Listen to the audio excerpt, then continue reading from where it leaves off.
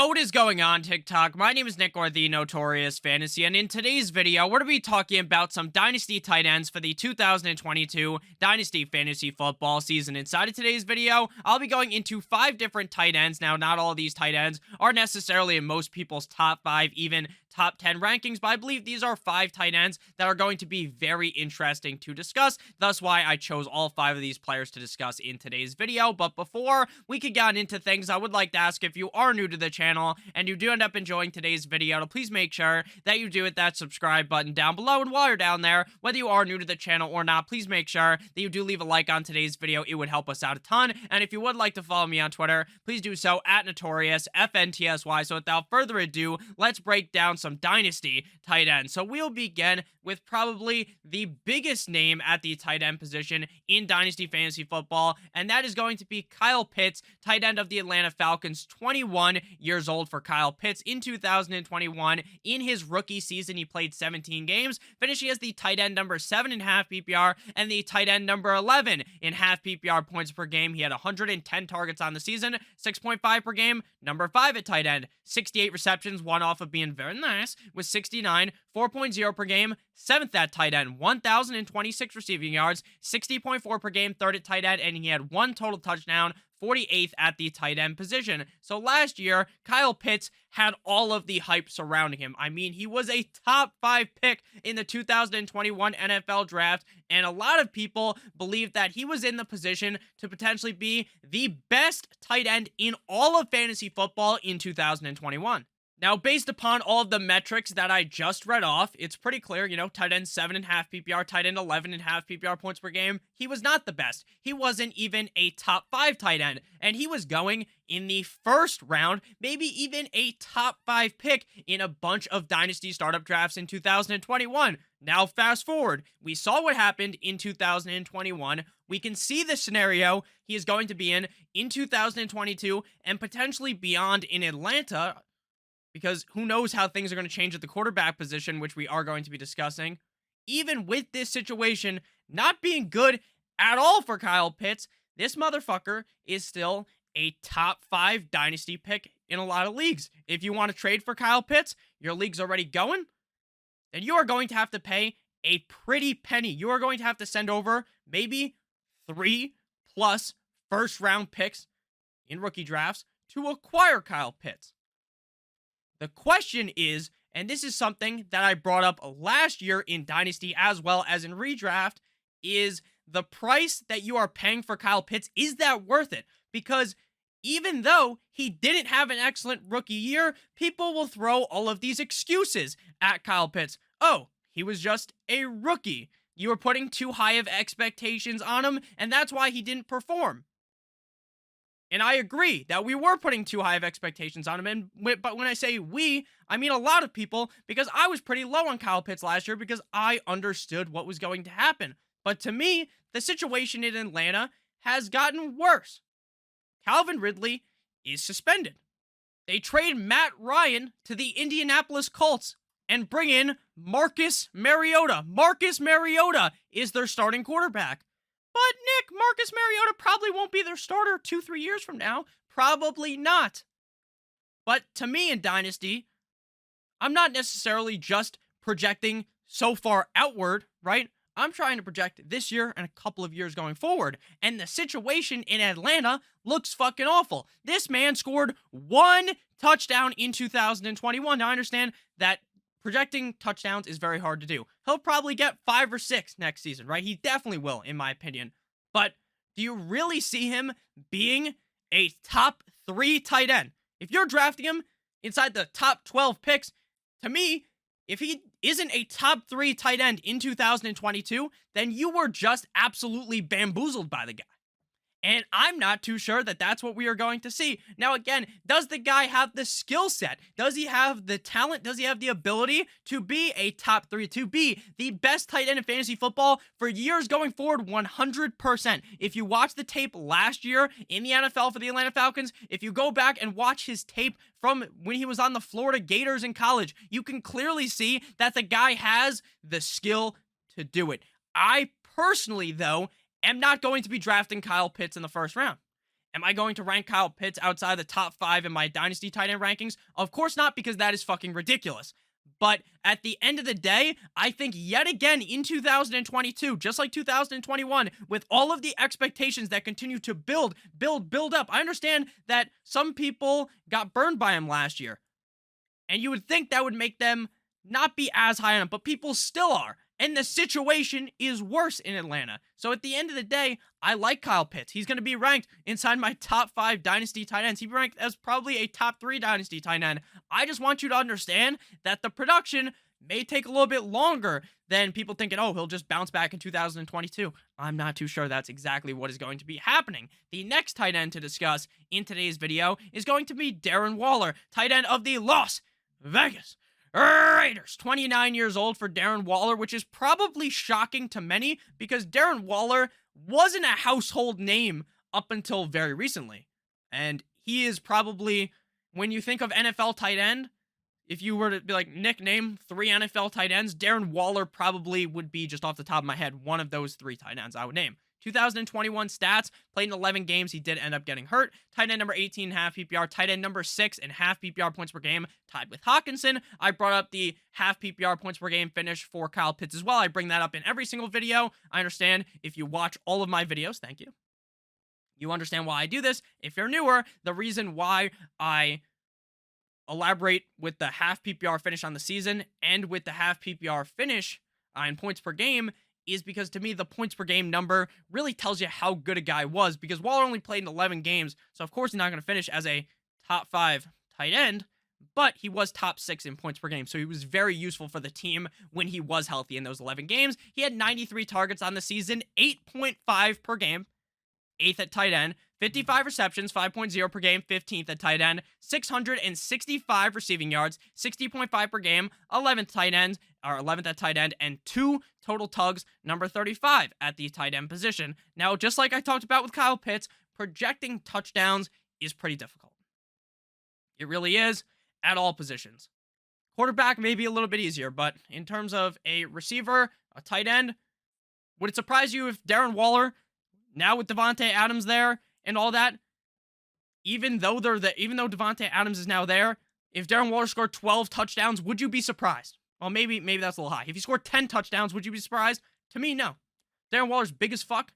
The team's going to be better with Davante Adams. The defenses are going to be concerned with Davante Adams. It's very hard to stop 3 excellent receivers, in my opinion, in Darren Waller, Davante Adams, and Hunter Renfrow, which I think gives even more confidence in my book to Darren Waller. Maybe Darren Waller won't get 8.5 targets per game, right?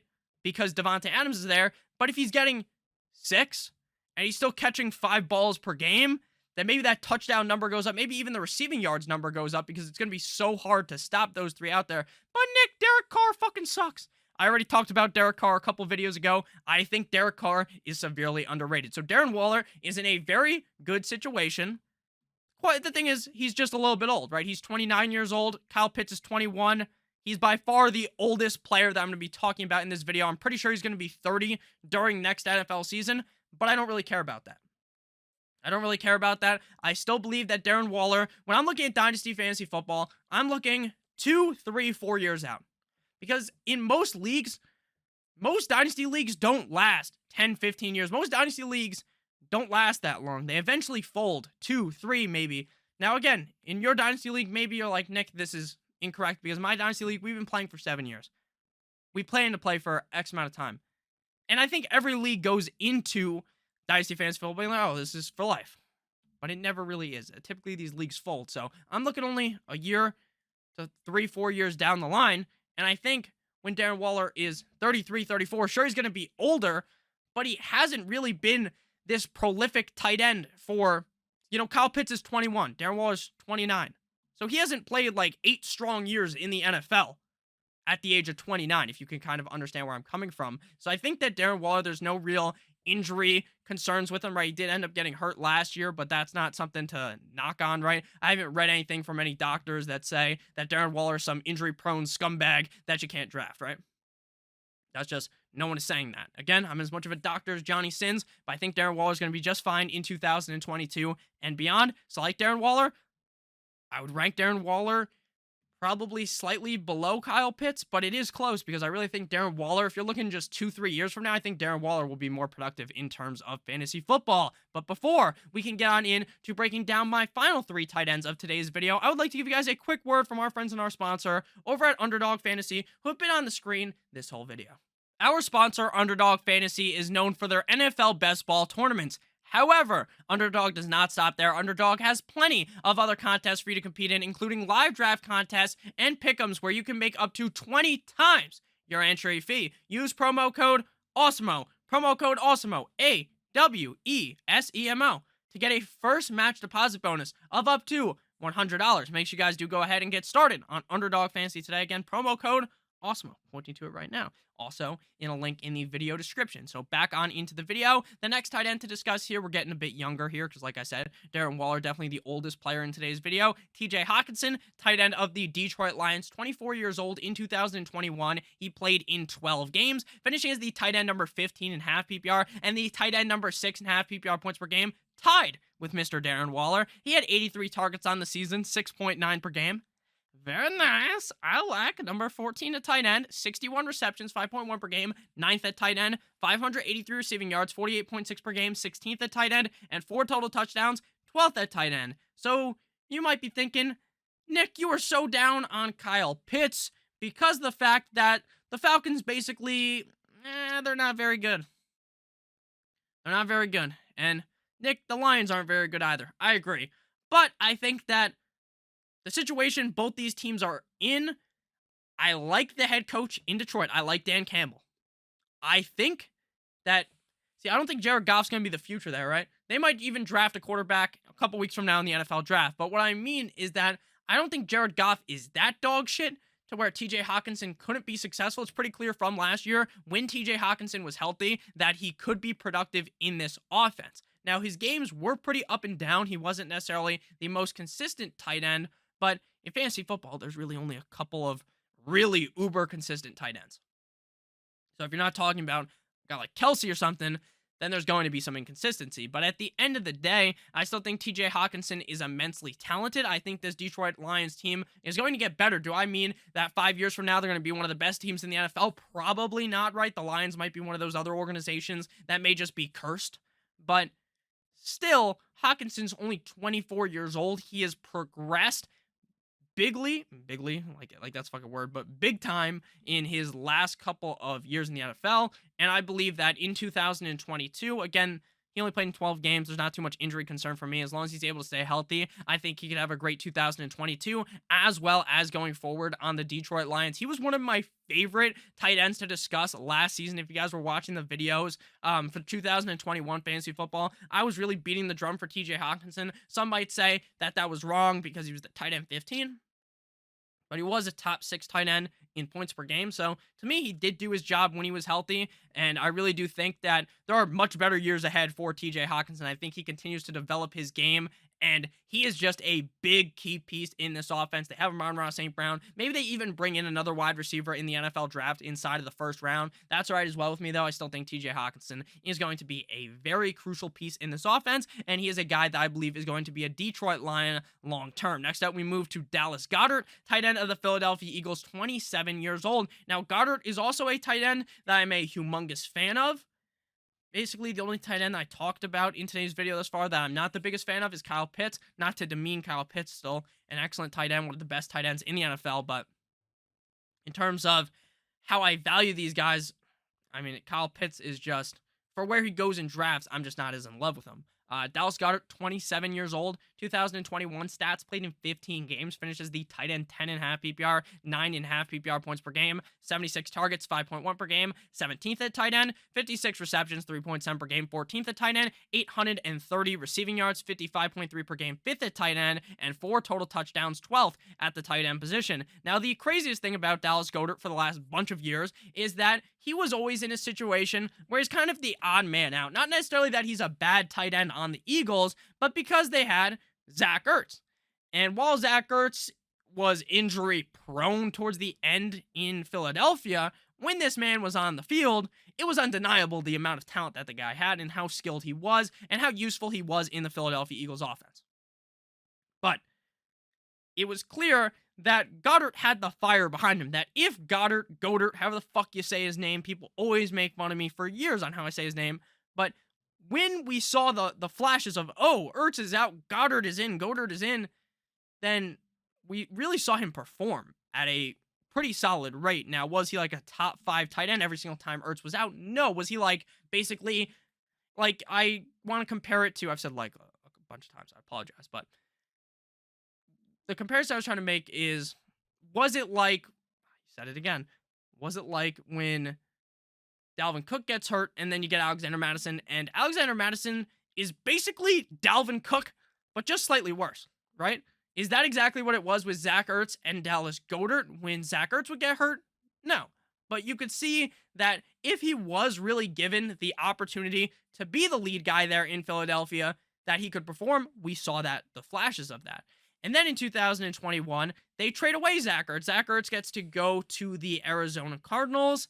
They finally rid Dallas Goedert of getting kind of butt-fucked by the fact that Ertz was ahead of him. And we got to really see how good Goedert was. And he is really good.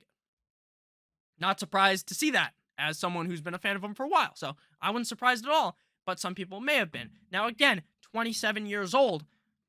But still, I'm not looking, Nick, how's Dallas Goedert going to be in 2032? Who fucking knows if he's even in the NFL? But looking 2004 or 2024, 2025, he should still be very valuable in fantasy football. The biggest question here is what's going to happen at quarterback. Because while Jalen Hurts isn't the second coming of Pat Mahomes, Josh Allen, Tom Brady, Aaron Rodgers, any great quarterback you want to name in the NFL, I don't think he's that. But he loves nothing more. Death, taxes, throw the fucking ball to Dallas Goedert. He just peppers this man, Salt Bae style, with targets. So I think there's absolutely no reason to be concerned with the quarterback play there. Could things change? Definitely. Maybe things actually get worse for Goedert if if Jalen Hurts was to be traded or something like that. Even with that said, we are going to have at least another year of the Hurts experiment in Philadelphia before we see what's really going to end up happening there. Could things change? Definitely, but at least for 2022, we should be looking at Hurts as the quarterback all season, unless he gets hurt, which is up in the air, right? You never really know. There's fluke injuries that happen all the time. So final tight end to discuss in today's video is my boy Cole Kmet, tight end of the Chicago Bears, 23 years old for Mr. Kmet. 2021 stats, 17 games played. He finished as the tight end 21.5 PPR and the tight end 25.5 PPR points per game. He had 93 targets, 5.5 per game, ranking 8th at tight end, 60 receptions, 3.5 per game, ranking 12th at tight end, 612 receiving yards, 36.0 per game, 12th at tight end, and a grand total of, drumroll please, 0 touchdowns. Not great, right? Not great to have 0 touchdowns. But I believe that when it comes to the Bears, post Matt Nagy, things just have to get better. I'm not here to tell you that post Matt Nagy, the Bears are going to turn into the 85 Bears or something, right? But what I'm saying is that they're not going to be a laughing stock. Justin Fields is pretty solid, and I think that the Bears are going to utilize Cole Kmet a little bit heavier this year. I mean, 5.5 targets per game is nothing to scoff at, but if he's getting 6-7 targets a game, which I think is entirely possible in Chicago, then we could be seeing a much better version of Cole Kmet. Now, again, not here to tell you that Cole Kmet's the second coming of Travis Kelce, the second coming of Jimmy Graham, who is luckily no longer on the Bears. I'm not saying he's like the next best tight end. But what I'm saying is that in the situation he is in, with Justin Fields, with Allen Robinson gone, I think Kmet's utilization in this offense is going to be slightly higher. Thus, me liking him. Now, again, he's only 23 years old, so there's a lot of time for him to get a lot better. He has been in the NFL for a while, obviously, only 23 years old. But I think what he has shown me is that he could be valuable. And again, don't be so sold in. He scored 0 touchdowns. He's never going to score more than 5 touchdowns, right? It's possible he hangs fucking 20 touchdowns next year. Now, is that going to happen? Probably not. But I wouldn't just throw him out the window because he's not a touchdown threat. You don't know how many fucking touchdowns tight end scored last year? It was a couple. but it was just Jimmy Graham every single time. So thank you guys all so much for watching today's video. If you did end up enjoying, please make sure you hit that like button as well as that subscribe button. Make sure to check out our sponsor, UnderDog Fantasy. Use promo code Awesemo for up to a $100 first match deposit bonus. Let me know down below in the comment section if there's any tight ends you want to discuss that I didn't talk about in today's video, and we could talk about them in the comment section. I love you guys all so much. I hope you have a great rest of your guys' day, and as always, good boy.